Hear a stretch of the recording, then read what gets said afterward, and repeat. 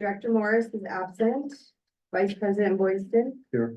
President Worm. Here. Director Keith. Here. Director Reynolds. Here. Do any of the directors have any requests to add or delete any item from the agenda? No. All right. Next, we have public comment. This portion of the agenda is for the public to speak to the board on matters within the jurisdiction of the district that are not on the agenda. So if you want to speak on a matter that is on the agenda, we request you wait until that matter is called, and that will make your time more efficient and also more productive. Is there any member of the public here who wishes to speak on a matter within our jurisdiction, but not on the agenda? No, Marissa? There's none online either. Okay, all right, thank you. And then, of course, when we call a matter on the agenda, if you wish to speak, of course, that's when you have the opportunity to do so. All right, next is a consent calendar. We have just one matter on the consent calendar. That's approval of last month's minutes. Does the public have any comment for that? Nobody in the room, nobody online, okay. Do we have a motion to approve the minutes from last month? I'll move to approve last month. Okay, all in favor? Aye. All right, the minutes from last month are approved. Next, we're gonna have information and discussion items. This is during this time period and for this discussion, the public can comment. So the first matter, we have departmental reports from engineering, field ops and operations. Then PFAS, John O'Brien for fiscal year and general manager's report. So first we have the engineering manager's report, which is Scott Schroeder. Thank you, Mr. President and members of the board. So we have the first quarter for 2024. On page 12 of the staff report, I have some recent pictures of the courtyard building. And then page 13 is the list of projects and their status. And I'm going to go through and talk about the key points during the last quarter. So the current projects with the Corporation Yard, project 177, construction of the building and the project site is 95% complete. Trinity Construction is finishing up and completing a punch list of items. District crews are working on the interior of the building, and they're at about 15% completion. And we're hoping the project should be completed early this summer. The next project is the Highland Sewer Replacement, project 214. This is actually phase 4 of the Palisades area of Lake Arrowhead that we've been hitting throughout the years.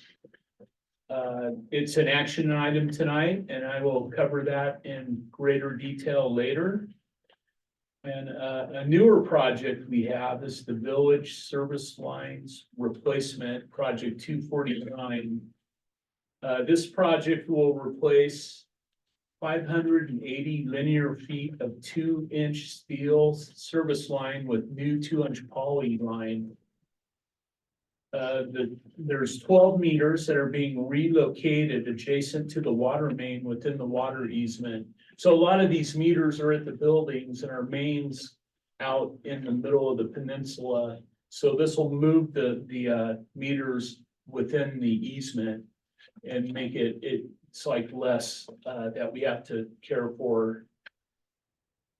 We have had several water leaks in the steel service lines, and we want to replace them before the village replaces their AC pavement with new pavers.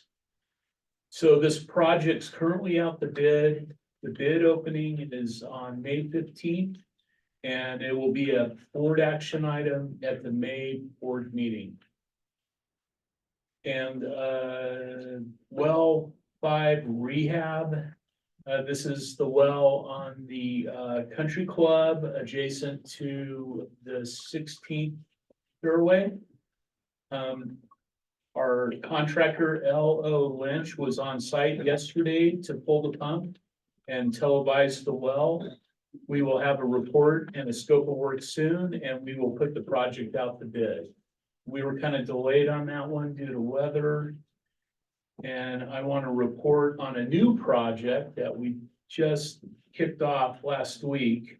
This is the Western Cedar Glen Sewer Expansion. Project 254. This project is to install 640 linear feet of 8-inch sewer from the intersection of Hood Creek Road and Western Drive, right next to the malt shop. And it's gonna end at Alder Terrace in Cedar Glen. And this project is to convert 7 septic tanks and get them onto our sewer. Western Drive is within the drainage area of the lake. And we're currently in the design stage on that. So those are kind of the key points I wanted to hit. I wanted to add that the Highland Sewer Replacement Project, the Village Sewer Lines Replacement, and the Western Cedar Glen are all being designed in-house. No, that's good news. Thank you. And I'm happy to answer any questions that you may have. No, I'm happy to hear that we're doing in-house design. I think obviously it saves money, but also increases the expertise of our personnel. That's great. Any questions, comments? Any questions, comments from the public? No? All right. Thank you very much, Scott. Thanks, Scott. Appreciate it. Okay. Next we have Mike. Field Ops. Good evening. Good evening. Mr. President, members of the board, on page 14, you'll find the field operation 2024 first quarter report. It's been broadened a little bit to address a couple questions you had, Mr. Worm. So I'll start with just a little update on CDO status.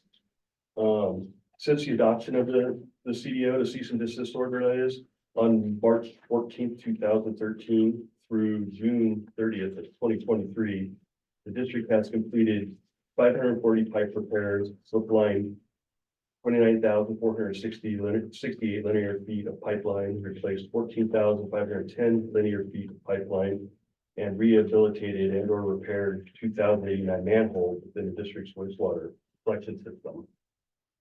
This work, combined with I&I inspection activities for the same period, amounts to nearly $13.7 million that the district has spent to reduce or eliminate I&I occurring within the system. Included with my in the back, I think on page 22, with a summary of expenditures, which kind of breaks down the work a little more detail. These methods for eliminating I&I have shown improvement as evidenced by the reduction in wet to dry weather inflow ratios. Additionally, at no time has the 2018 CDO standard to not exceed a daily flow of 8.2 MGD or the 2021 interim standard to not exceed a maximum daily flow of 7.0 MGD has ever been exceeded. See here that we have the maximum daily flow. Let me see, I'm sorry, jumping ahead. I've listed here on page 15 from 2018 to 2023, the flows, the inflow flows to the treatment plant. I'd like to point out, kind of a good gauge for our success and what the work that we're doing. If you take a look at the 2019 6.3 MGD number compared to the 2023 5.9.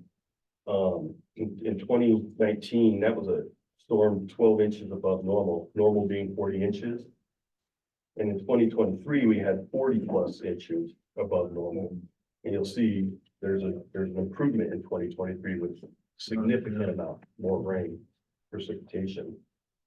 The CDO final standard is to be met by June 30th, 2026, and it's not to exceed a maximum daily flow of 5.8. So 2023, it exceeded it, but barely. So we feel confident the work that we're doing, the course of action that we're taking, is yielding the results we want to see, and that we should make that final standard Moving on to the water report, starting on page 16. There's nothing, in a very routine quarter, nothing significant beyond the normal work that we perform on a day-to-day basis. Page 17 does show the leak log. Again, nothing outstanding there. There's a couple leaks that may or may not raise my brow. If you look at March 11th and March 15th, you'll see larger water loss. Those are just due to the fact that the type leak it was, a full circumference leak on a water main as opposed to a service line or something like that, but nothing great. No. And page 18 is wastewater collection report. Again, just the numbers pertaining to the work we do on a routine basis. Now I've moving on to the SSO log. I've included on page 19 definition for these categories spills that, we talk about SSO, we mentioned we're often referring to Cat 1, Cat 2, Cat 3, so And what does SSO stand for? sanitary sewer overflow. Okay, So category 1 spill is a spill of any volume of sewage that touches the surface body water. So it wouldn't matter what the volume was. If it touches water, it's a category 1. So category 2 is a spill greater than 1,000 gallons, but that does not touch the surface body water. So it could be very large in volume, but if it doesn't make it to a water source, then it's category 2.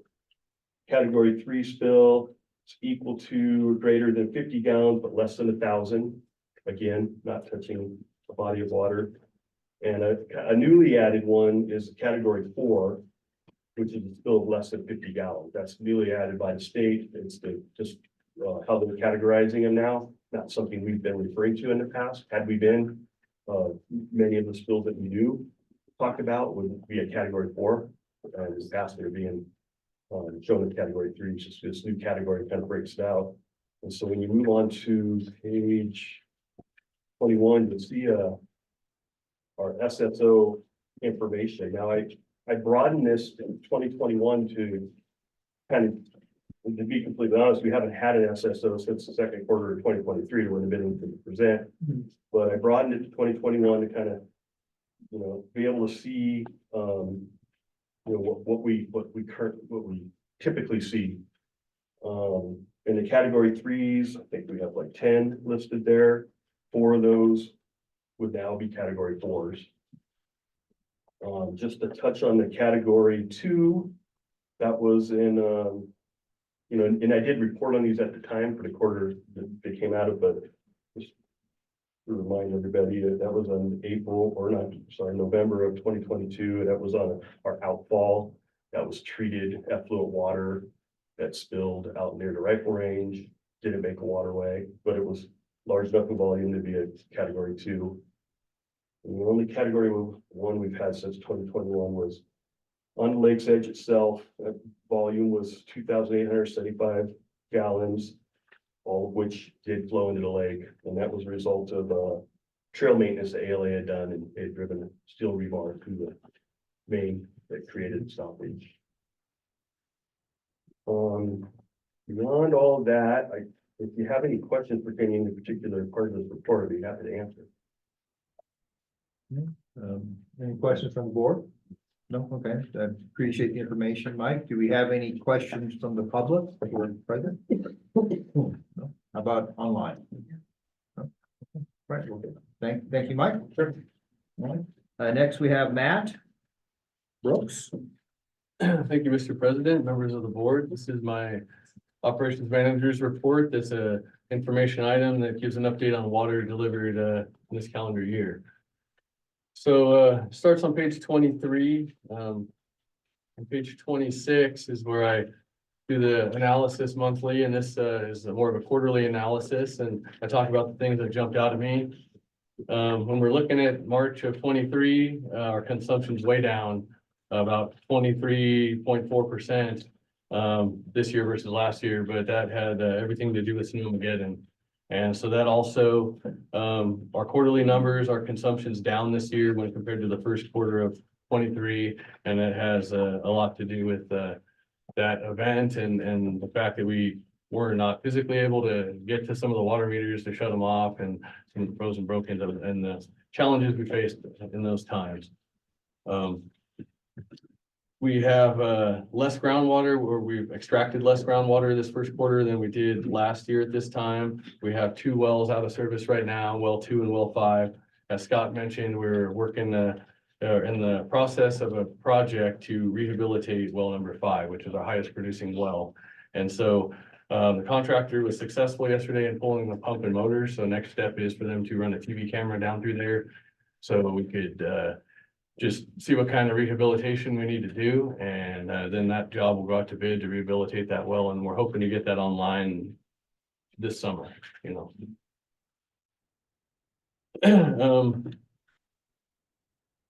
Let me see, no recycled water has been delivered. I will mention, recycled water is possibly about a month away from being delivered to the country club. We were on site yesterday, speaking with Darren out there at well 5. He was assuring that all the work was up to his par off the side of the course there. So just wanted to mention that to you guys, that again, there's variables in play there with weather and things, but he gave us a heads up on possibly about a month out towards the end of May, as he might request some water. So aside from that, when we spoke last month at the board meeting, I informed you gentlemen that we had a routine inspection from Lahontan that day. And we met at the farm down in Hesperia. We toured Grass Valley Treatment Plant, and we last week we received a report from that, and I'll say it was got very high markings, no violations found, and it's a very good report. So I'll just end on that on my operations manager's report, and if you guys have any questions, I'd be glad to answer. Okay. Any questions from the board? No. Questions from members of the public who are present in the room? You guys are going to do some recycled water again on the golf course, country club. What is the PFAS level in that water that you treated that when it's made golf course? It's less than what's in the lake. Treaty levels less than 10 parts per trillion. There was 2 samples we took. We just got results back recently from the second sample because there was a lab error, and we received results saying they were non-detect for any PFAS, so we questioned that. They re-extracted it, and I believe the first sample was 8.3 and the second sample might have been 9.7. I'm talking about PFOA, and that's the long chain one, along with PFOS, and those numbers I want to say were in the 4 and 5 range. Any other questions from online? Nothing. All right, Oh, actually, Garen just came up right now. okay, Garen? Yeah, hi, Hi, can you hear me? how are you? Matt, can you go over the PFAS levels that are in the recycled water? The individual analytes? I think, Yes. yeah, you did 2 of them, right? 2 tests? Yeah, we'll Yes. bring that in the next. The next item. Okay, you want to wait till the next item, Garen, if you could? Sure. Okay, thank you. All right, any other questions on the water specifically excluding PFAS? No, okay, all right, next, Matt? The PFAS report. Thanks again, Mr. President, members of the board. Here's the PFAS report, that the update on anything related to PFAS that has gone on since we met last month. So I'll just start with this update starts on page 27 of your packet. If you go to page 29, let's go down this list here. So we took samples at Cedar Glen Water Treatment Plant finished water. It was going to be the last quarter of the required quarter per the EPA sampling routine, and we just on last Thursday received a resample kit again for that treatment plant. So we are resampling that tomorrow. So those results are still out and not available, and they won't be available for a couple months. We'll take the samples again tomorrow. Cross our fingers we don't get another resample kit in the next couple months. So it's kind of been going that way. The results here that are now available, we had questioned them because we got non-detects all the way down. They re-extracted them and we got non-detects again all the way down except for the recycled water. So rainwater sample non-detect and the Emerald Creek drainages up near Hook Creek and Cedar Terrace and Blue Jay Bay, again, non-detect. But we're gonna resample those at an appropriate time. We are working, and we'll talk more later in this meeting with some consultants that are gonna kind of help us with some sampling going forward. So aside from that, we've added a PFAS informational message to monthly bill statements. This is going to be directing customers to our website for PFAS information, so customers should be seeing that soon. Before I move on, let me get right to the recycled water results that Garen was asking about. Let me jump to that.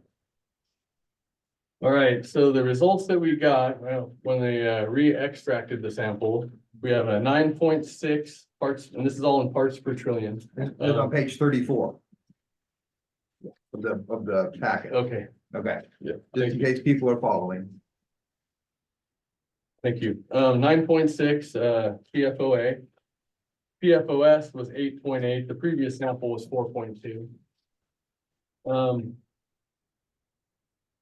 PFHXA, that was 13. Previous sample was 15.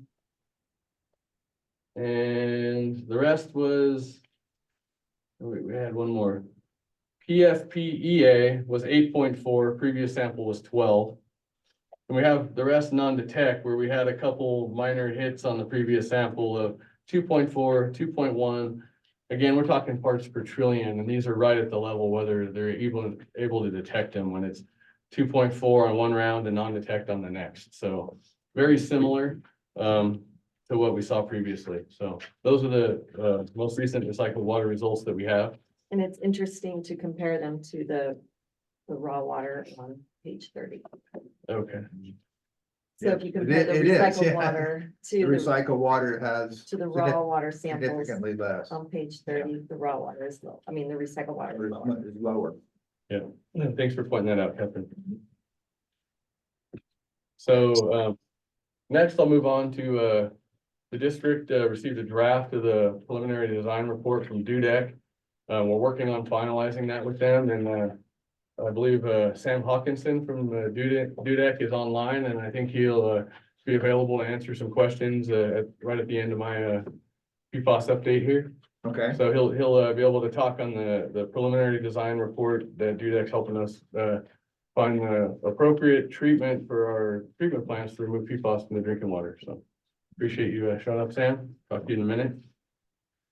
Next, EPA set a maximum contaminant level for PFAS, and PFOA and PFOS, the long chain PFAS of the family, and the ones that we are seeing in the lake most prevalently in the drinking water.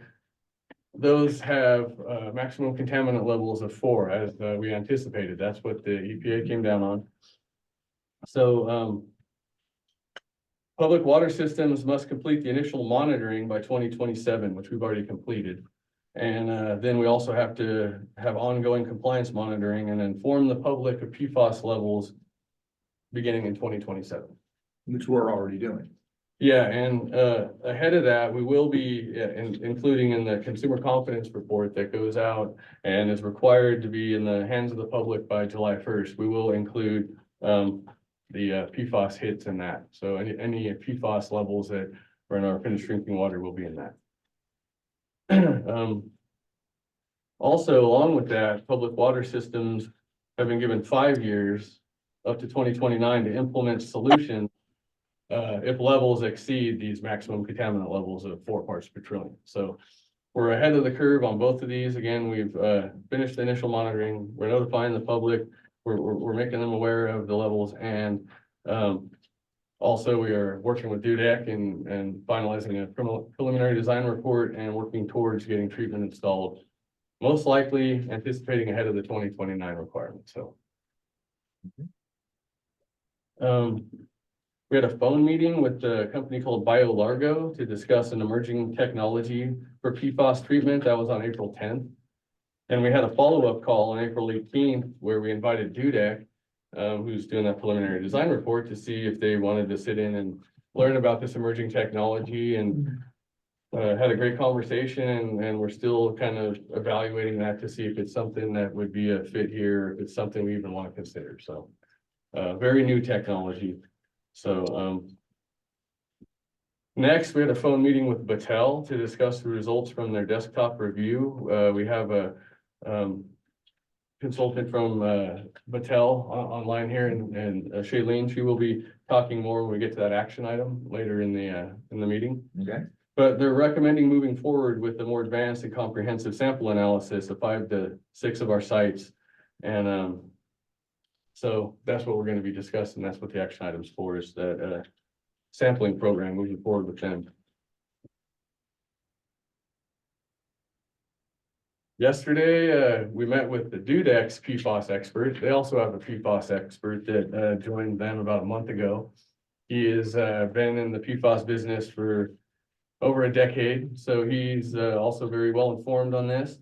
We had a great conversation explaining the situation up here, and he shared that on Friday, April 19th, the EPA released a memo regarding PFAS contamination enforcement going forward and guidance for that.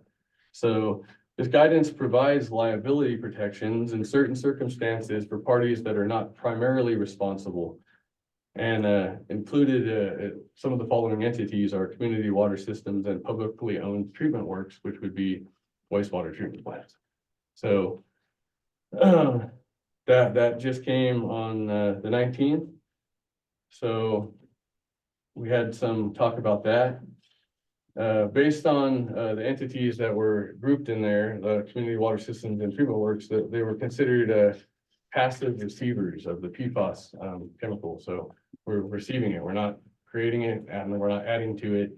We're passive receivers, basically getting what comes our way. So that was the purpose for the guidance they sent out, and their enforcement. They're basically going to be going after the big guys, the ones, the manufacturers of PFAS. So next, there's some guidance from the EPA. It was released the same day as the maximum contaminant levels, around April 10th. Guidance from the EPA for reducing PFAS in your drinking water with a home filter. And I have that, included that, it's on page 38 and 39. Okay, it's 38 and 39. So that was one of your questions, Mr. Worm, talking about, you're asking district staff basically if there was filters or home filters that the public could use. And so there's guidance recommended by the EPA, and all the technologies recommended. You'll notice there's granular activated carbon, reverse osmosis, and ion exchange. Those are all the 3 technologies that we've considered with our preliminary design report with DUDEC. So And we have information on the filters on our website. Yes. We'll put the same information. Okay, thank you. And Director Worm, you had asked some questions. Again, I know Mike followed up with one of them. I'm trying to find, here we go. Mike followed up with one in his report. The other one, are filters effective for PFAS? So that's where we shared the recommendation from the EPA. We asked the level of PFAS in the drinking water. So the level of PFAS in the drinking water, the PFOA is just below 10, and the PFOS is an average about 4.5. And that's based on limited samples we have, and an average of them. So those are the levels. And then you had also asked if we check our equipment to make sure that we don't have any that contains PFAS, and if we're not contributing any PFAS. So what's like to say that the major components conveying the raw water from the lake, the untreated water from the lake through our treatment plants are all PFAS free. All products and chemicals used are ANSI and NSF 61 certified and approved for use in drinking water. Anything that is not labeled that, we have swapped it out, such as tubings that are for the samplers or chemical dosages. So we've ensured that we are not adding any PFAS. I can just say that all results at the drinking water treatment plants have lower PFAS values in the finished water or the treated water that we deliver to the customers versus the raw water that we bring in from the lake. And we're confident with that because we've taken multiple sets of raw untreated water samples, and we've taken multiple sets of treated water samples, and 100% of the time, the values are lower in the treated water than they are in the untreated water for PFAS. So Thank you, Matt. Any questions from the directors? No? Okay. And I think maybe what we'll do is have our engineer, the video come, and then questions from the public, maybe we could wait on that until after the presentations from the engineers. Sure. I have one other question. Now, these, You didn't want to wait? Okay, because maybe the engineer will answer it, okay? All right, all right, so Sam, are you available, ready? Yeah, we'll unmute you. There. Thank you very much. That's what I was trying to say. I'm on mute. Okay, so I'm Sam Hawkinson with Dudek. Thank you for the introduction. And we were studying the PFAS in the drinking water currently being processed at your 3 water treatment plants. So we looked at the top 3 best practices for removing PFAS, previously stated earlier: reverse osmosis, granular activated carbon, and ion exchange. And through analyzing those 3 best practices, we landed at ion exchange for being the most cost effective and efficient at removing PFAS from the drinking water. We have also looked at different installations for all 3 water treatment plants: Bernina, Cedar Glen, and the existing ion exchange facility. All of the scenarios that we put together and the preliminary designs that we put together are established enough to bring the level down below the 4 parts per trillion.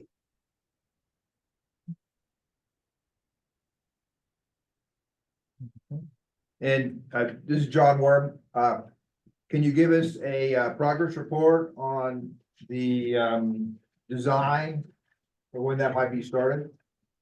Yes, the design is at a 30% completion level, which means that it is essentially, I think we're getting some comments back this week and submitting our final pre-design report on Friday.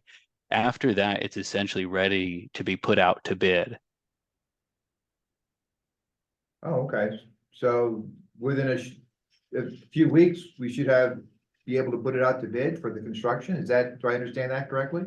That would be for the engineering of the final design set. So at that point, you'd be able to hire an engineering firm that could proceed with it from the report level and 30% design that it's currently at to the 100% design level, ready to go out to bid for construction. All right. Thank you for that clarification. Any questions from the board? Okay. Any questions from the public for Mr. Hawkins? No? George? Well, just a clarification. If they're designing a system that will take care of PFAS in the drinking water going out to the public, does that mean that they're going to install either a filter or osmosis system? Is that what they're working on? So that each individual in the home won't have to do that? Am I understanding that clearly? That is correct. Working on that, and what are they probably gonna use, the filter or the osmosis system? Can he explain that? Yeah, I could provide a little bit of additional context to that discussion. So those 3 methods, they're all perfectly valid for removing PFAS out of the drinking water. It really comes down to cost at that point. They're pretty much similar efficiencies. One isn't going to get it much lower of a concentration than the other. And the target is to get it below the 4 parts per trillion that's governed by the EPA. So the one that is the most cost effective and still provides the sufficient, reduction in PFAS is the ion exchange. That media is optimal compared to like granular activated carbon, because granular activated carbon just absorbs everything. So it also gets fouled a lot quicker than something like ion exchange, which is specifically engineered to pull the ions in PFAS into the media. So you essentially get a longer life for each refill of that media. And ultimately, to answer your question, yes, ion exchange is the technology that we are recommending. Thank you. And I think we already have experience in the district with ion exchange, We do. so.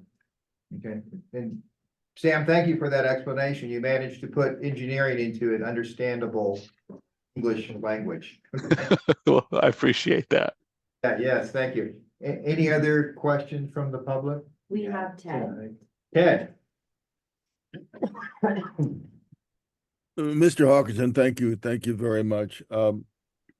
Earlier, and it went by quickly, so I may have gotten the wrong figure, but from one of the other speakers, it said that the current drinking water level was at 10. Is that correct? The drinking level is at 4 parts per trillion. Well, I that's the goal. Our current drinking Yes. water level at the lake. Yes, your current is at about 10 for PFOA.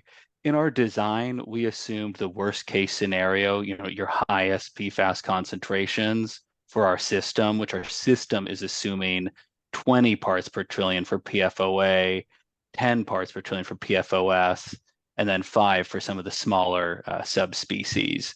But I believe what's currently in there is 10 is one of the averages. Is that correct?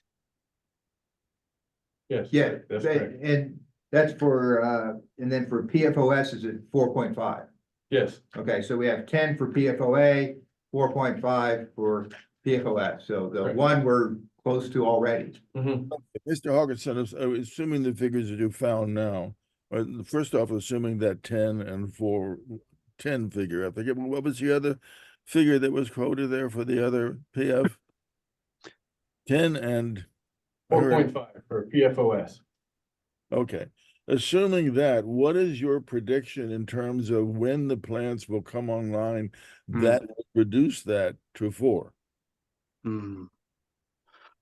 I think that is going to be an active discussion with the city. There's a couple of methods that could move the project along more quickly, such as doing what's called a design build, where the engineering firm who's designing the final package is also partnered with the contractor, so they can build and design it in concert.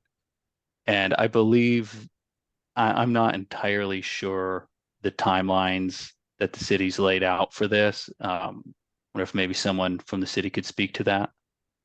Well, I heard some member of the board speak to it, I think last week or something, and they were talking about 2025, 2026. I'm just wondering, is that really what you think is possible? It appears that you've got another company you may have to work with. That would be a reasonable time frame for a project of this size. That would be reasonable. 26 or 25, you think? 25 to 26 would be reasonable. Thank you.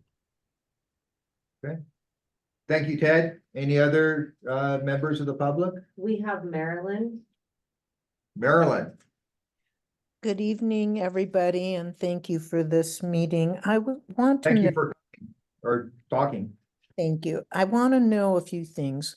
Are the PFAS or PFOs higher in recycled water? No, They are not. lower Lower. than the raw lake water. Okay, did not know that. And is the act of delivering recycled water to the country club an active act or a passive act, do you think? Well, I guess that depends upon your perspective. Either way, it's the same water that gets delivered. But it's actively delivered. It's not like it We comes. have a contract with the country club to deliver water. when they ask for it. If they ask for it, we deliver it. Okay, so I've been told, and please correct me, because I've been told that the recycled water is, or some wells on the golf course are contaminated. Is that true?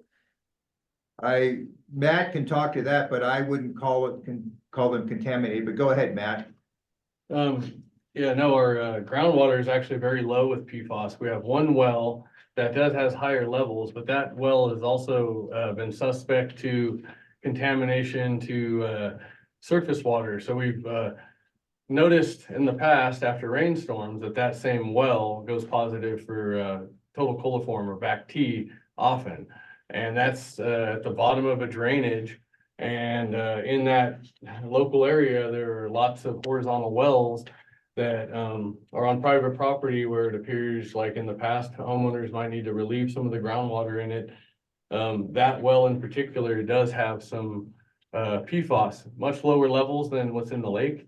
And yeah, our groundwater and recycled water has much lower levels of PFAS in general than the lake water does. So does anyone have an idea of where the concentration of PFAS is coming that's so much higher in the lake, where it's coming from? Marilyn, I've looked at that. I can say that our staff and directors have looked at that. Personally, I don't know. It's hard for me to say. There's a variety of sources. We have PFAS coming in from the tributaries. There's possibly some being contributed to the lake because, in my opinion anyway, okay, because of human activity. But if any members of the board or the staff want to correct me or add to it, I'm open to that because I could be wrong. Well, they say that Emerald Bay is the most contaminated, which I'm right on Emerald Bay, so of course I'm concerned. So is it coming from that Cedar Glen Creek that pours into the lake? Has anyone tested there is what I'm really wanting to know. On pages 31 and 32, we have those amounts there for the different creeks we've tested. So, and then how often do you test? That's my last question. Okay. Matt. Well, we had tested quite a few, ran a bunch of samples recently, and it got kind of convoluted. We're taking a lot of samples and we're hoping to learn where we could find some areas that might have had higher contamination than others. And right now we are working with a consultant, and we have an action item later on in this meeting, and we have an expert on the line named Shailene, and she could very well maybe answer some of those questions, I believe, on where the PFAS is coming from. That's a good question. We've been trying to figure that out, and we have been taking samples of the tributaries that flow into the lake. And if we had small hits or detections of the chemical, we would follow that upstream, and where the creek would fork off, we would take a couple samples, and we did our best to do so. We got some decent results, but really challenging to try to make sense of them, because we're talking parts per trillion, and sometimes we get samples that show non-detect, or we get lab errors. So we've been really looking for some guidance, and I believe we found some experts that have been really working with PFAS and PFAS sampling for well over a decade. And again, her name's Shailene, and she'll be on here in just a little bit, where we have an action item to kind of get some guidance on future sampling. So hopefully that helps answer your question. Great, thank you. That's item number 13, so.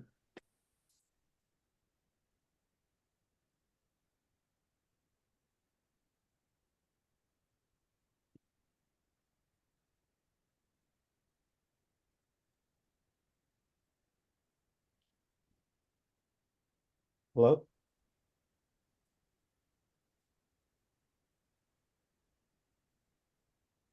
I'm sorry, I think the presenter is muted.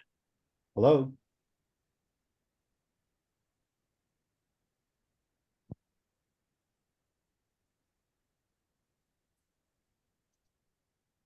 Go ahead, Karen. Can you hear me? Yes. I got a question for Mr. Hawkinson. the recycled water that's used for irrigation at the country club.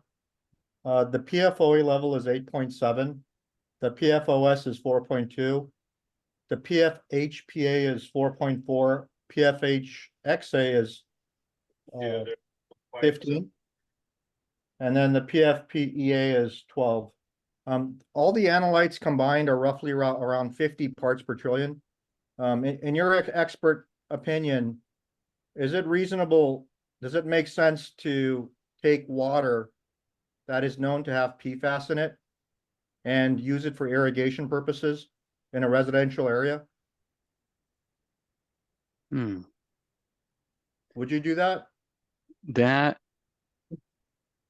if the question is regarding any potential health concerns, all I could do is point to the EPA guidance for drinking water. If you're asking me on a personal level, that's not something that would concern me. Okay, so if your neighbor was watering next to your house and with water with PFAS in it, that would not concern you? At the levels that have been described, it would not be a concern for me. That is a personal viewpoint, not a professional viewpoint. When it comes to my professional opinion, I would again want my water treated to the EPA drinking water standards. Thank you. Any other members of the public? We have Ted.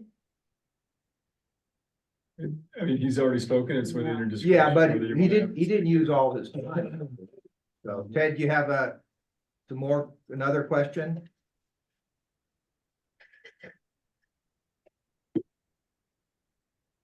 Let's see what it is. Do you have it? Do you think I have it?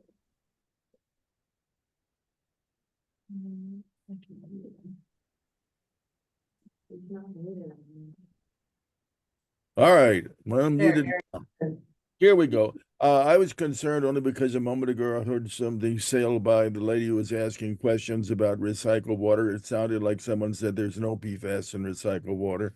The question from Karen just indicated there is, it goes to the club, but there was also a statement made earlier that because the PFAS in the recycled water was 9.6 and 8, it showed that we were ahead of what was described as a 2029 deadline, which was a desist and desist order.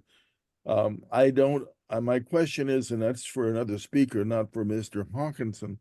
My question is, how does anyone arrive at a conclusion because there's a difference between the PFAS level in recycle water and the PFAS level in the lake, that somehow tells us that we're ahead of the schedule in repairing the sewer system? I think that question is addressed to the prior speaker, certainly not Mr. Hawkinson. He didn't say that.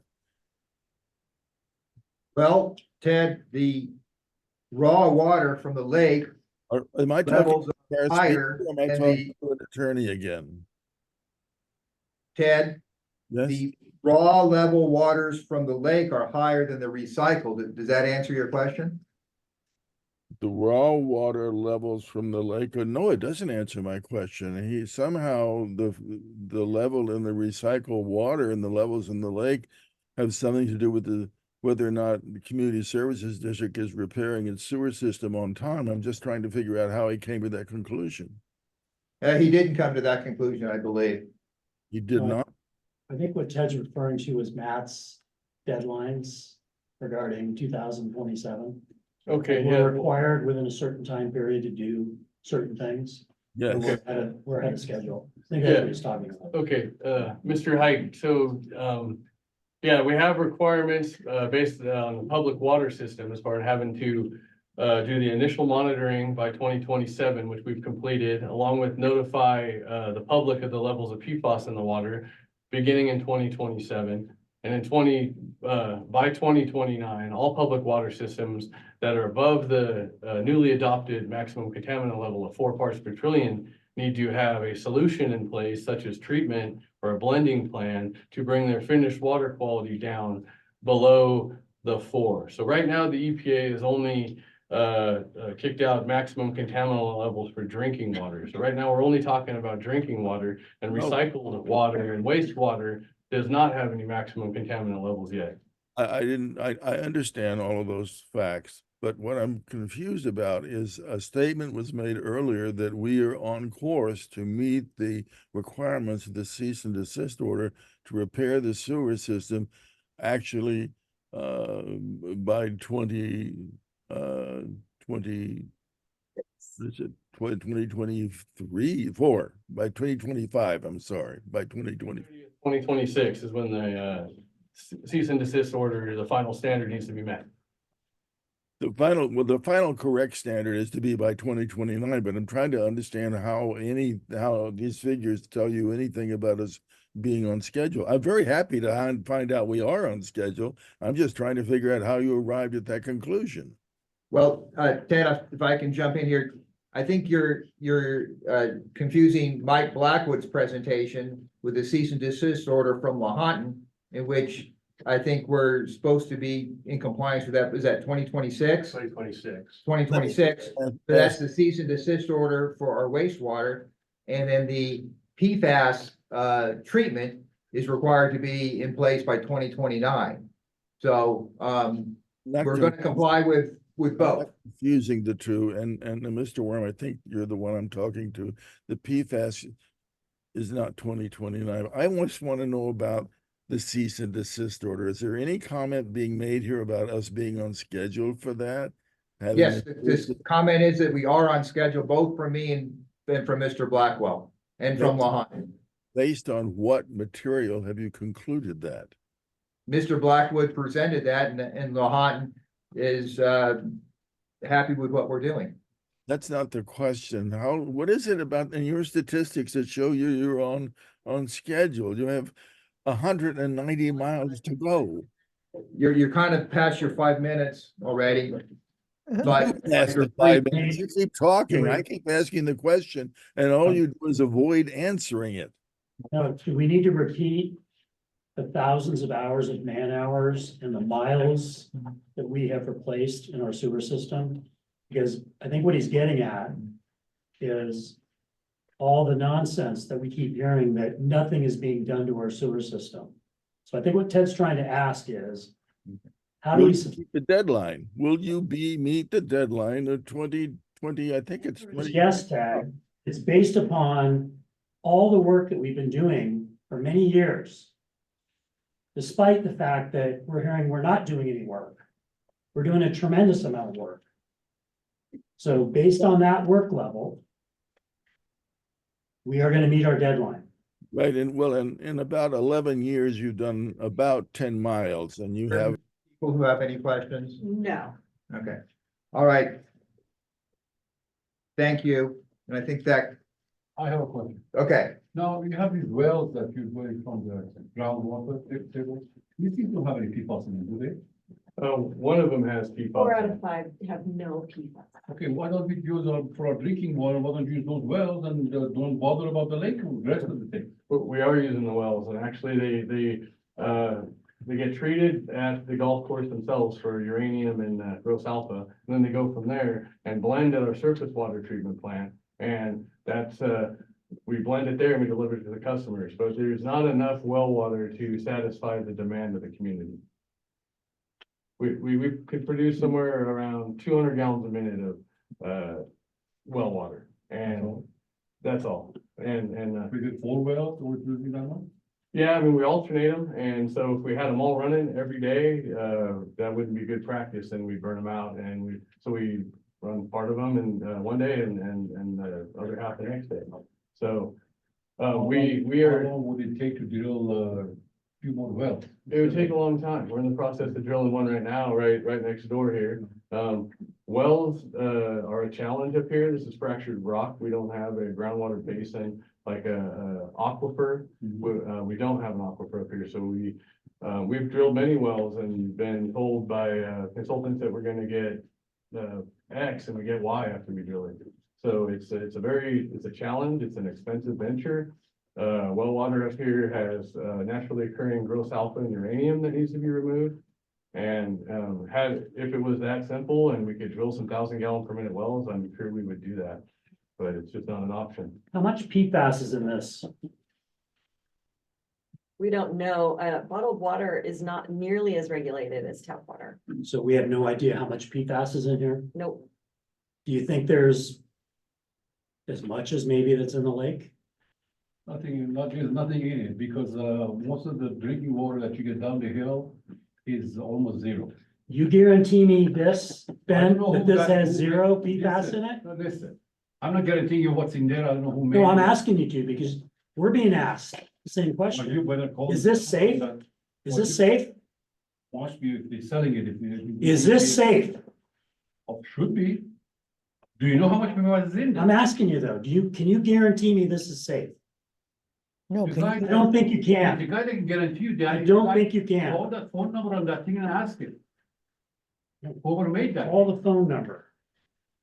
Okay, If, they get their water from the groundwater or some creek from down the hill, goes to the, what's his name, that I Hershey. guess I should ask Ted or Garen if this is safe. Well, I don't know about them, but I'm just worried about hot water, drinking water that goes to our house.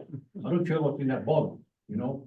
I'm not buying the bottled water, but, you just gotta come up with some way of giving me clean water when I'm drinking, my kids drinking that. We're doing the best we can, buddy. Yeah. Doing the best we can. And you know, You've been drinking it for 30 years, and I guarantee you, there's been just as much PFAS. I have been having. We a lot just of now health can problems, measure it. My dear. We can now just measure it. No, you can measure it, but for, what about this thing that's been past 10 years? When I first moved to this community, I was told that I can drink the water from the lake by scooping. By whom? By your water, the manager that was there the last time I talked to you, that was like 30 years ago. But in past 10 years, we're dumping the sewage water from this treatment plant on top of the golf course. We're contaminating the dirt, and now you're gonna have to come back later and clean that contamination. If the water you give in the golf course is not clean enough, to doesn't meet the state requirements, maybe you should stop watering that golf course. Put some astroturf. No, actually, what we can do is we can water it with the wells, the well water, which is clean, like you say. Okay, No, we can. and drink then the that people water. of Lake Arrowhead will not get that clean water. How's that sound? What's that? No. You and I'll talk We later need, about it. no, we need to give clean water to the people to drink, and if that golf course doesn't have to have the water, we Oh, don't I have to see. So water that golf. So your whole goal is just to have us not irrigate the golf course. Is that what you're I about? don't, you can irrigate as much as you want if you have clean water, make it clean water and give them as much as they want. This is getting I get nowhere. you. Yeah. This is getting nowhere and we're not gonna act like this in this meeting. All right, go ahead, Jim. I apologize. I was just gonna make one comment. So, we're meeting the requirements for the recycled water that is being delivered to the golf course. And there's no indication from the evidence that we have today that the recycled water that is being applied to the golf course is having anything to do with the levels in the surface water of the lake. That is what the facts are showing at this time. So the statement that we're delivering contaminated water to the golf course is false. We are meeting all of the requirements we're supposed to be meeting. And as new requirements come out, we'll meet those. And that's it. Ben, thank you, thank you. Do we have any other members, or Garen's hand is up, but he did speak already. you did speak, did it 5 minutes? Yeah, and I would, I'm sorry to interrupt, President Morgan, but we're in a bit of a Q&A. I mean, public comment is to hear comment. We're obviously trying to be very accommodating to the public, which is very nice of us, but you know, the questions back and forth for an extended period of time are not Required. they're certainly not required, and it can be difficult because it becomes an interrogation as opposed to really a productive discussion. So did Garen use his 5 minutes? He did, okay. All right, and besides, anybody else have any comments, questions? No. No, okay, all right, thank you.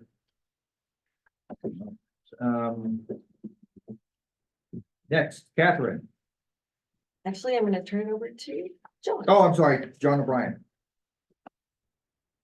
Second here.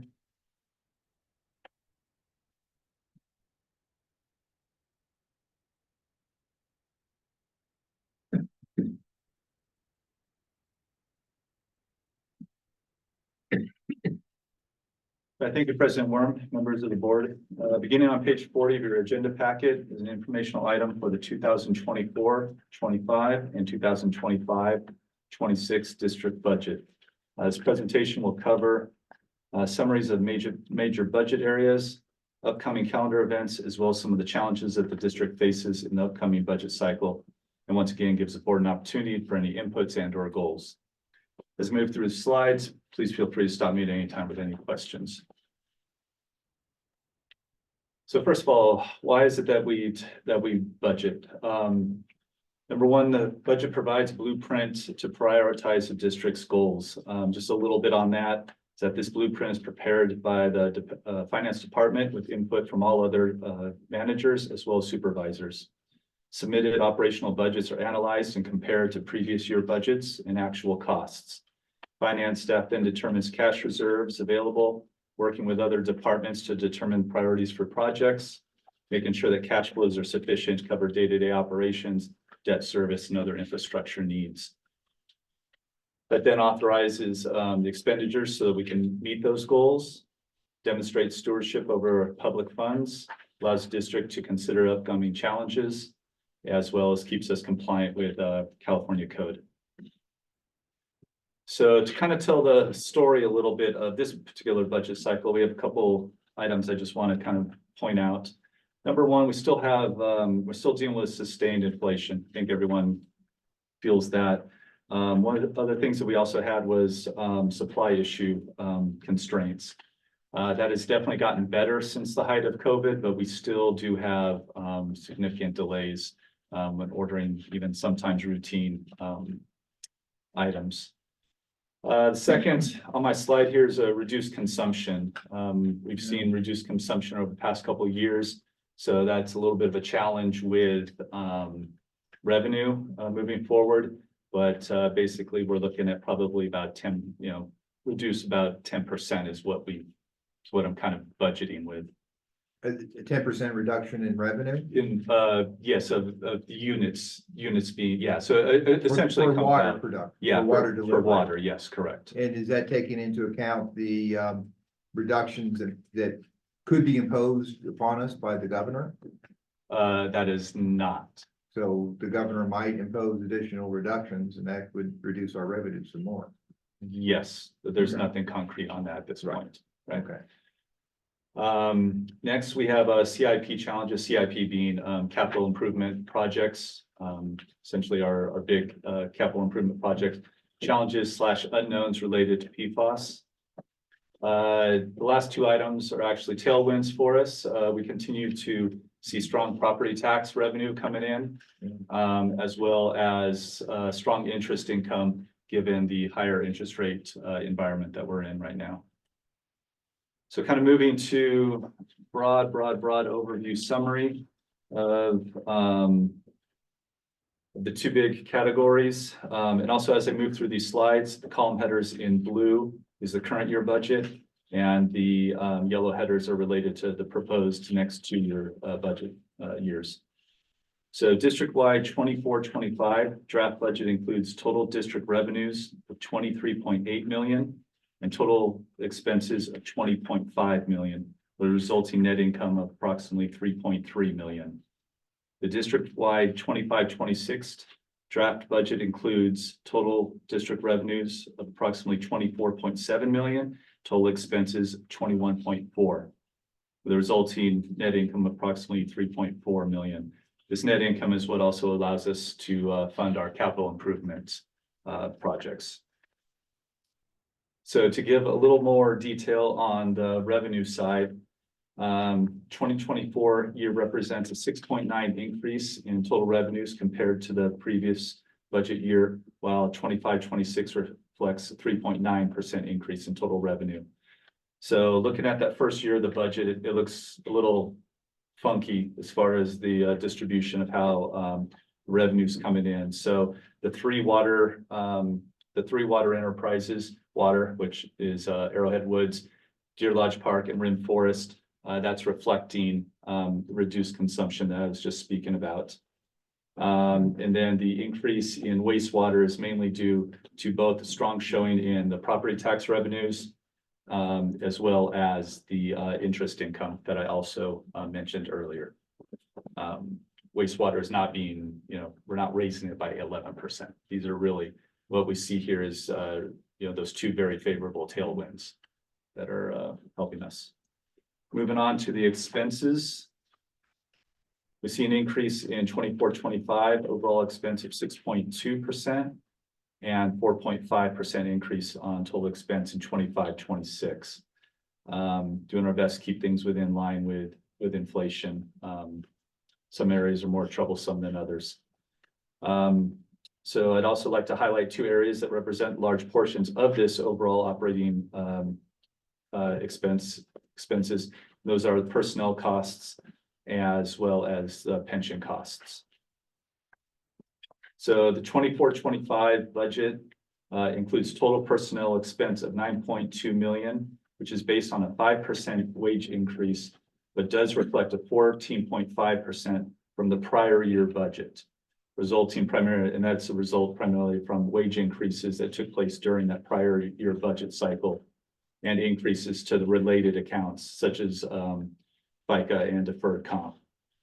Health insurance also continues to climb, as well as pension costs, which I'll expand on in the next slide. The 25-26 budget shows 9.7 in total personnel costs, or a 5.5% increase from the prior year, once again based on 5% increase. So within the district's personnel costs lie our pension costs. This slide shows our required pension contributions. Two factors that are causing this rise that we see are the increased contribution rates that are imposed on us from CalPERS, as well as the past increases to wages. Main driver of the increase to our unfunded accrued liability payment for the 25-26 year that we see kind of pop up there in the last column results from subpar market results from 21-22 and 22-23 investment years. So now I'm turning to the CIP, our capital improvement programs. This is all of our large infrastructure that we're constantly upgrading within the district. We have budgeted $27.6 million in capital improvement projects in 24-25, and approximately 23.3 in 25-26. Major projects for that first year include Blue Jay Well, Spyglass site improvements, as well as anticipated PFAS treatment additions.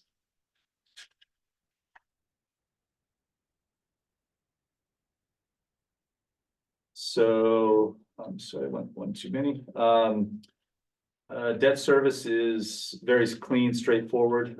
District continues to pay down its debt from the 2016 revenue bond. We're down to less than $1,000 per connection, and straightforward and not nothing that keeps me up at night, I'll say that. Lastly, the budget calendar for the continuing for the cycle. So after tonight's meeting, a completed draft will be provided to the board and made available to the public in time for the May board meeting to approve that draft budget, and then final budget hearing in June to approve the final budget. And with that, I'd be happy to answer any questions. Yes, sir. Are the changes either up or down in revenue or down in expenses, which I think you showed, is that anticipation of deflation, or is that efficiencies that we're finding? Yeah, it would be, well, as far as on the expense side for things going down is, I mean, it would definitely be efficiencies, or we look back at past and trim where we can. So it's both, I'll say cost cutting as well as, there's other efficiencies. But it's not an anticipation that costs are going to go down. No, absolutely not. Yeah. Any other questions? Questions from the public? Anybody in the room?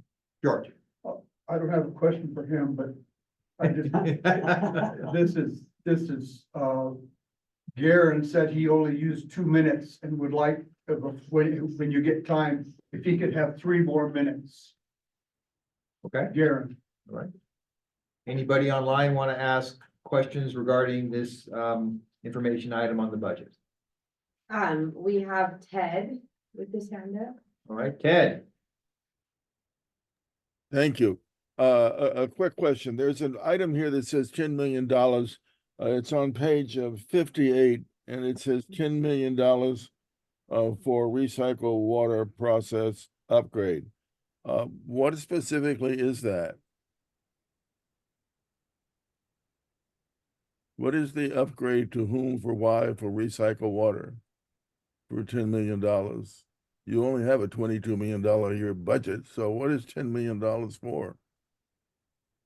That's on page 58, Ted? Yeah, that's in 26-7 year. That's outside this budget cycle. That's just that's for future planning. I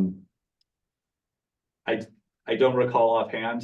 I would have to recall what that is. Well, I assume, and I don't want to put words in your mouth, but I assume the recycle improvement is improving the delivery of removing contaminants from the recycled water going to the country club. Nobody else gets it. So is that what that $10 million is for? I would not feel confident saying that it's specifically for that use. Well, you have someone must have told you to put that figure in there. You have any idea what that 10 million is for? Yeah, I don't have that offhand right now, no. I'm sure that we are anticipating some process in the future that may require additional removal of different constituents for recycled water, but this is, as Mr. O'Brien mentioned, outside of our planning period. It is a placeholder. Who's the recipient? It says, who's the recipient of the recycled water? I don't know anybody else other than the club. Is this for anybody else? I don't know of anybody else either, but I don't think there's a specific project that's identified for $10 million. Okay, let me give you the basis. I'll give you the basis of my question, and Mr. Ware, before you jump in on this, take a deep breath. The basis of my question is, under the California State Constitution, you're not allowed to give public funds to a private entity. And that's the government code 8314, and to do so becomes a felony when you end up with every board member facing 4 years in jail and a $10,000 fine under PC 424. So if that is $10 million is going to a private entity, and you don't give any money whatsoever to any of the poor individuals the ratepayers who ask for $10 or $15 to put in a filter, it seems to be a great disproportionate gift of public funds to a particular private entity who has 2 board members on your board. It seems to be pretty open and shut that is a misappropriation of public funds. It's a gift that you don't give to anybody else. So I'm just trying to find out if I'm misinterpreting that, or if somebody else will maybe misinterpret it, because it looks to me like it's illegal.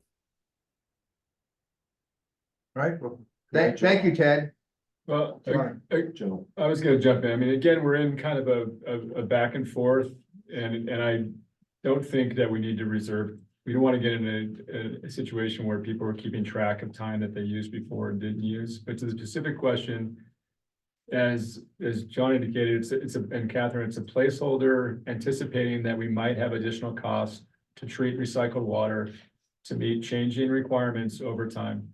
The country club is the recipient of that water.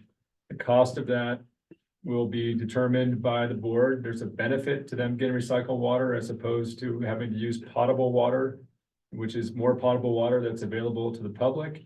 There are very specific laws about what you can charge and what you can't charge. And I'm under a high level of confidence that there is no open and shut case about any criminal activity occurring here. We're very fantastically above board and transparent as to how we operate with our budget, and also complying with the propositions related to, what is the 218, yes. and how we do our rates. Thank you, Joe. And this is not an authorization for expenditure, right? This is a planning tool. Did you have any other comments or questions, Ted? On this $10 million item? Is that the attorney just speaking? Yes. Yes. Yeah. So the attorney's opinion is there's nothing wrong in giving the club millions and millions of dollars and not giving any of the ratepayers. Is that what he just told me? I don't think that's what he said, That's Ted. not what I said at all, I'm happy to follow up with Mr. Hike afterwards if you'd like to talk, but again, that is absolutely not what I'm saying. What are you saying? I'm saying that we're very compliant with the law, and that figure is being shown for planning purposes at this time. That's it. But if you want to talk about gifted public funds, I've got a whole host of research I'm happy to do with you. I just, Thank you, Ted. If you don't have anything else, do we have any other members of the public who want to speak? We on have the board? Garen. Okay, go ahead, Garen. Hello? Yes, go ahead. I wanted to discuss retroactive salary increases. And Mr. Behn can, you guys are above board, so Mr. Behn can talk about this. So a retroactive salary increase is an increase that is given for work that has already been completed in the past. Two provisions of the California Constitution prohibit local governments and public agencies from granting additional compensation for public employees after a contract is entered into. Article 11, Section 10 of the California Constitution states, a local government body may not grant extra compensation or extra allowance to a public officer, public employee, or contractor after service has been rendered, or after a contract has been entered into and performed in whole or in part, or pay a claim under any agreement made without authority of law. Back on March 28th of 2023, there was an open session meeting and an action item came up. I'm going to read it. The board came out of closed session and Mr. Behn reported that there were no reportable actions taken during the closed session. Action item was consider amending the general manager's agreement. Mr. Behn stated that there was an opportunity for the board to consider any changes that they would like to propose and adopt related to the general manager's employment agreement. Following board consideration, Director Keefe moved, Director Morris seconded to increase the general manager's salary by an amount of 10% over and above the contracted amount of 5% cost of living adjustment included already in the contract to be retroactive to January 1st, 2023. Now, the question that I have is, what is the justification for what appears to be an unlawful act of retroactively increasing the general manager's salary by 15%, which goes against the California Constitution? Thank you. Okay, this is Joe Behn, legal counsel. We got a lot of lawyer questions, a lot of citations. First of all, I'm not sure this is in the budget and part of this discussion, but I'm happy to answer it as well. Okay. I think that section of the law you're referring to, Garen, I'm also happy to talk to you offline about it, and it can put you in direct contact with one of our employment lawyers. Has to do with bonuses,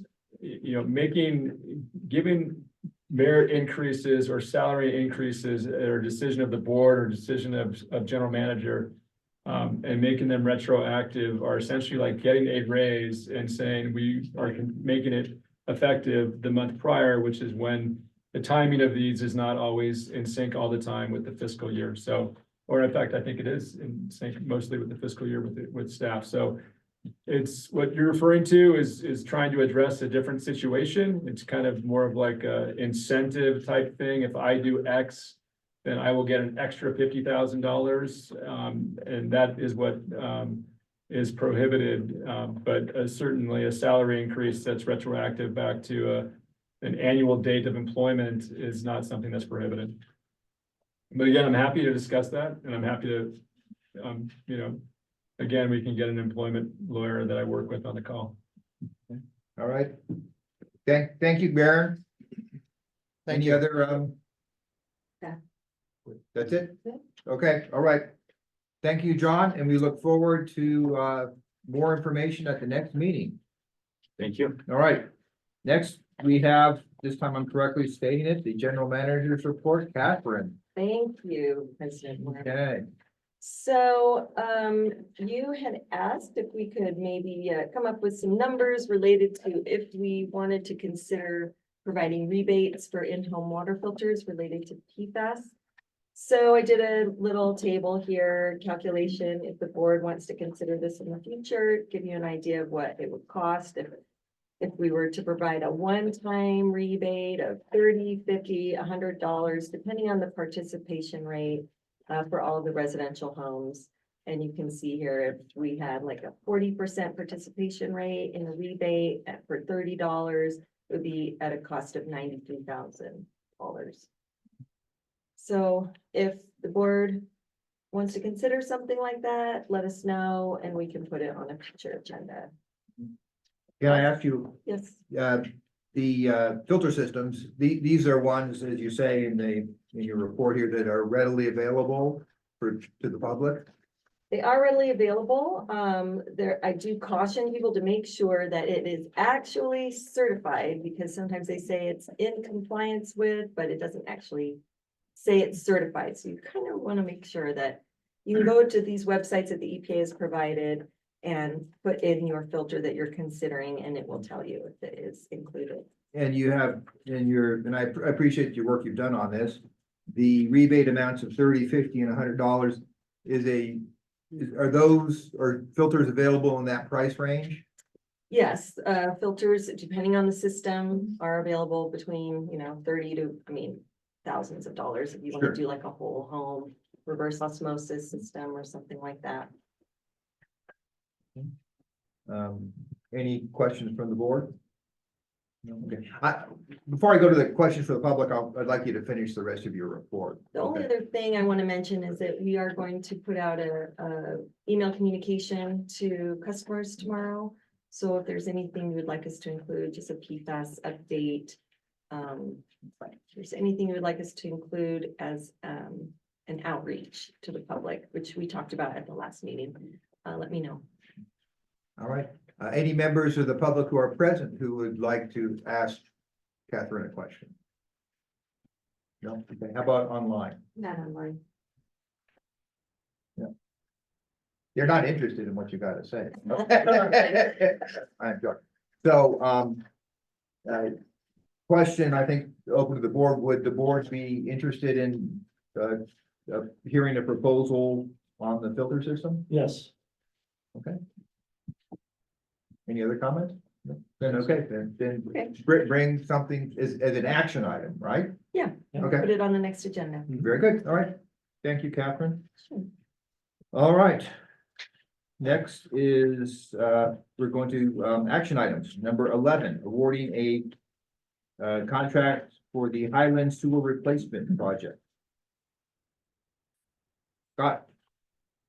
Thank you, President Worm and members of the board. Before you is an action item to consider awarding a construction contract for the Highland Sewer Replacement Project number 214. And to give you a little background on this, I'm happy to say that this project is part of the district's ongoing efforts to improve its aging wastewater collection system infrastructure, manage inflow and infiltration, and to be in compliance with our current cease and desist order number R6V-2 2013-0022 through the State Water Quality Control Board. The fiscal impact for this project, the cost associated with the approval of this item is $864,730 plus 15% for a total of $994,440. The total project budget is $1.5 million. And is included in fiscal years 22-23 and 23-24. The total project cost is estimated at $1,098,856, which includes $994,440 for construction and $104,416 for engineering, inspection, and other related costs. Funds will be provided by wastewater capital improvement fund 210. We put this out to bid. We had a total of 4 contractors, with TK Construction being the lowest, most responsible bidder. We've done a lot of projects with TK, both sewer and water. We're very pleased with their work. And with that, it's recommended that the board of directors award a contract for the construction of the Highland Sewer Replacement Project number 214 to TK Construction for their low, responsive, and responsible bid of $864,730, and authorize the general manager to execute contract, and authorize the general manager to approve change orders for the project as required in the field during contract time for an amount not to exceed 15% of the original contract amount. So, any questions? Any questions from the board? Okay, members of the public who are present? Anybody online? No. No. Okay, well, would somebody want to make a motion? I'll move to award the contract for project 214. Second. So roll call? Yes. Okay, Right, Boydston, yes. Worm, Yes, Keith. Yeah. Reynolds. Yes. all right, the motion passes, contract is awarded. Next is action item number 12. Consider adopting resolution 2024-02, adopting and amending local guidelines for CEQA. Scott? Thank you. Yeah, this is an annual resolution that we do at this time of year. We get updates from BB&K on what the changes have been to the local guidelines for CEQA. And some of the revisions are notice of determination and notice of exemption for the responsible agency, provision of financial assistance for the development of affordable housing, exemption for specified affordable housing projects, exemption for housing developments on land owned by institutions of higher education and religious institutions, and administrative records. So a lot of these changes don't really affect us as a CSD, but staff recommendation that you adopt this resolution 2024-02. Any questions, comments from the board? Public comment online, in person? No? Okay, I'll entertain a motion then. I'll move to adopt resolution 2024-2.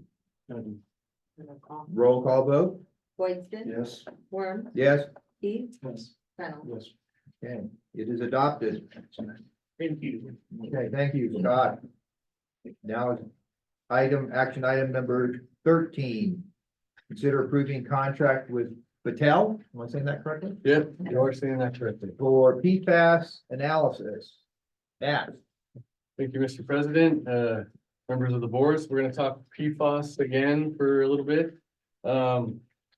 So yeah, I'd mentioned before, we had a phone conversation with Battelle going over a desktop evaluation they had done for us, where they had analyzed the PFAS sampling data that we had conducted, and they're now recommending a more detailed analysis on specific sources. So this would be for their PFAS signature analysis is what it's called, and might help us better learn where the PFAS is coming from, as far as, is it a firefighting foam, is it sewer, septic, is it anything like that. So we have Shailene Thomas on the line, and thank you, Shailene, for sticking around. She's back east somewhere, so a little late where she's at, but she's been working in PFAS for a long time. So without further ado, I'll just introduce Shailene Thomas, and you guys can ask some questions about the signature analysis if you'd like. Okay, Shailene. Hello, everybody. Hello. I'm sitting here in Minnesota and it's dark here now. I wish I was there. Grateful for the opportunity to talk to you about the PFAS situation. I have been dealing with PFAS since 2007, 2008 here in Minnesota. As you can imagine, it's the home of 3M. One of the reasons we're all here discussing PFAS.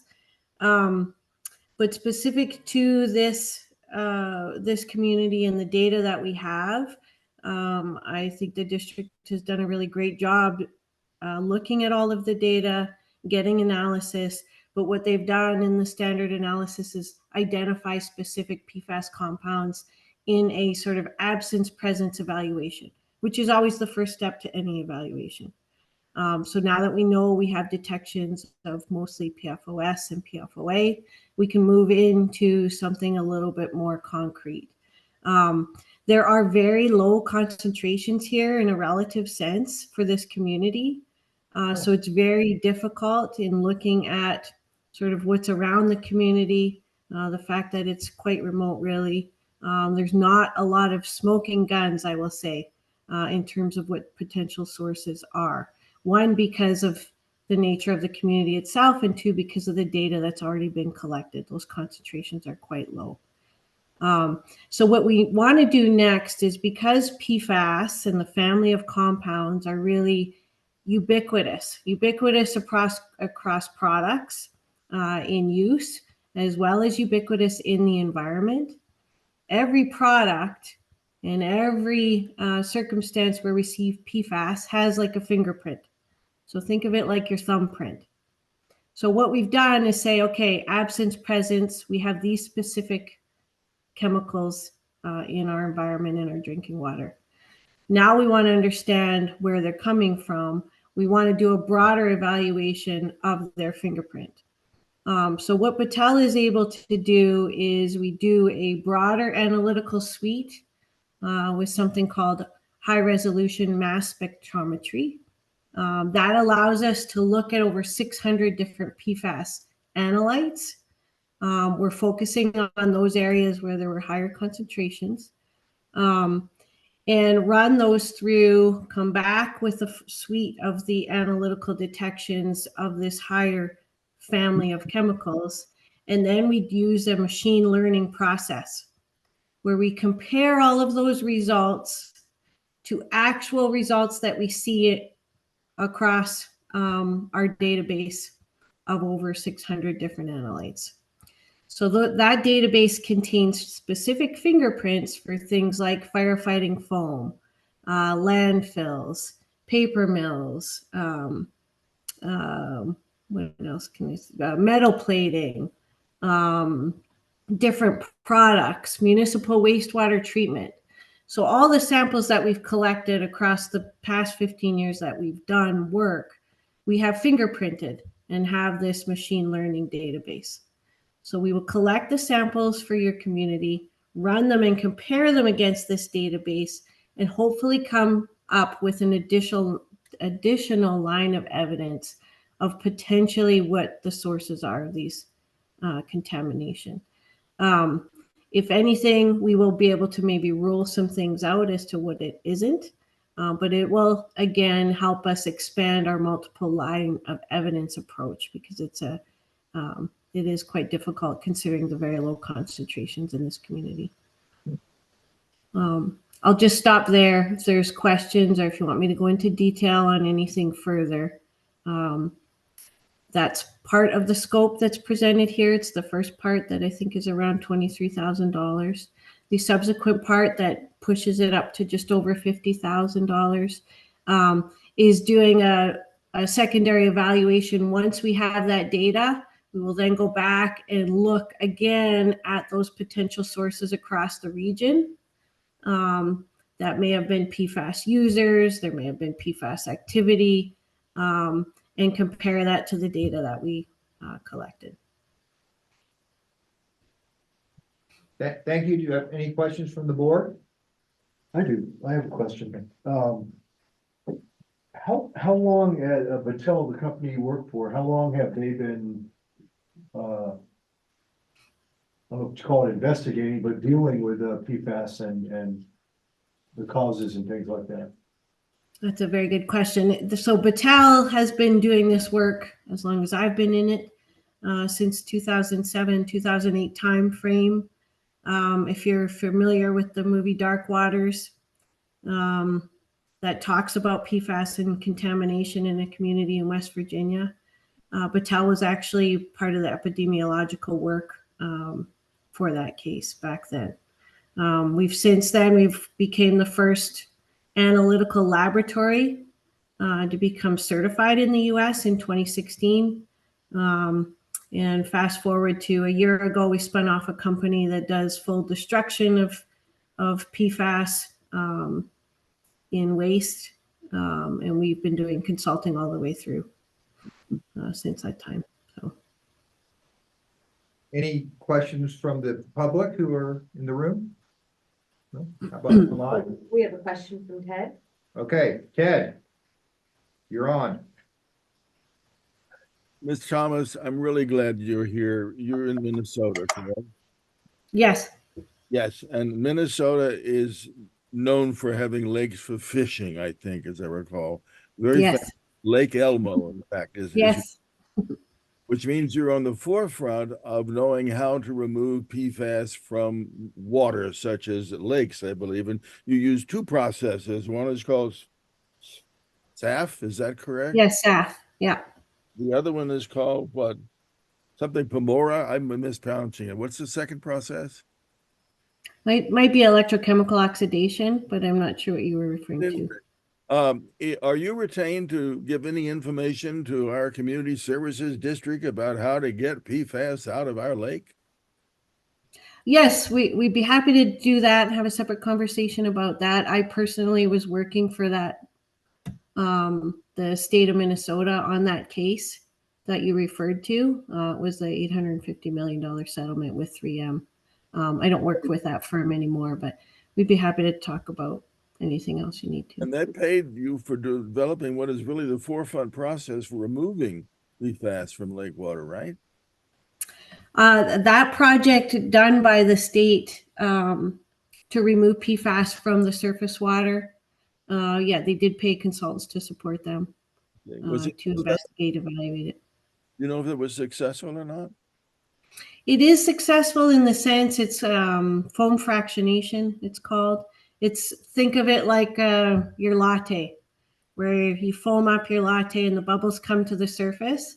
Because PFAS like to stick to that water-air interface. They'll stick to the bubbles, come to the surface, they skim them off, and then they can move that on to destruction. So it's a way of concentrating the PFAS. And you did that in order to save the fish and other things, correct? It was a way for source removal, yes, from the environment. It's separate from the drinking water solution for that 14 community area in Minnesota, though. So not appropriate for drinking water, but it was appropriate in that case. So it's a problem for drinking water, I guess. Yes. So there's different technologies they're using for drinking water, which were mentioned already previously. Was it a problem for the fish? Yes. So in Minnesota, they have had elevated concentrations, as you can imagine, in the fish. But as you've seen at a national level across both human and the environmental matrices, substantial decrease in things like PFOS and PFOA, because PFOS stopped manufacturing back in 2002 with 3M. And then the remaining manufacturers ceased manufacturing under a stewardship agreement with EPA in 2015 for PFOA. So we've seen substantial reductions in the fish population and in human population. Okay, I got about a minute and a half. Very quick answer. One, do you have any knowledge about what the safe PFAS level is in fish? And the second, I think you've just told us that using your process would be bad for drinking water. Is that true?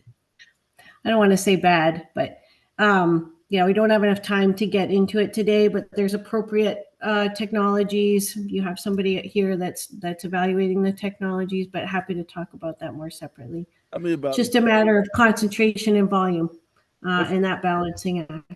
you have any idea what the unsafe level is for fish? In terms of fish, you can look at several different states, Minnesota, Wisconsin. They have fish advisories related to PFAS, and they use a pretty standard risk process to come up with those numbers, and it's based on number of meals of consumption per week. So that's a pretty standard approach. Mhm. Thank you. Yeah. No problem. Thank you, Ted. Any other questions? Yeah. All right, very good. Do we have a motion? No further questions, right? No. Okay. Do we have a motion that we'd like to make? Anybody? Are we moving to adopt the contract? Yeah. Absolutely, I'll move to. Second. Okay. Roll call vote? Whiteson, Yes. Warren, Yes. Keith, Yes. no. Yes. Okay, contract is awarded. Very good. So that concludes our action items in this part of the open session. I'd like to thank everybody that came. I think we had some good questions tonight, and I appreciate the interest. And I think we're making good progress on the PFAS front, which is what most people are concerned with. And so I we, have a quick question, can I ask? okay, real quick, okay? No, Okay. a few years ago, and they were trying to take some water off that Santos village up there. They said there was water table underneath it. Okay, I don't know if you guys are experts on that. It's there now. We could go horizontal well somewhere around here, back into fracture, whatever. Can you take some water from there for our drinking water so it's clean? Because they were going to use it for bottled water. Yeah. Well, I can say, Ben, that we're always exploring possible water sources. So I don't want to make any specific comments about any specific source, but that's something that we always are looking at. But thank you for that question, Ben. Okay, so now we're going to go ahead and move into a closed session. We have one item, which is conference with labor negotiators. Joe and Catherine are our representatives, and the employee organization is managers, supervisors, confidential employees unit. I don't think we're going to have any reportable matters after the closed session. But again, thank you for coming. It was good to see you. And don't forget, there's another meeting next month. Okay. All right, put it on your schedule. When is the next meeting? May. Fifth? 25th? May 25th. Hold on, That might, 28th. May Yeah. 28th. we actually have 5 weeks. 5 weeks, okay. All right, thank you. We're going into closed session now.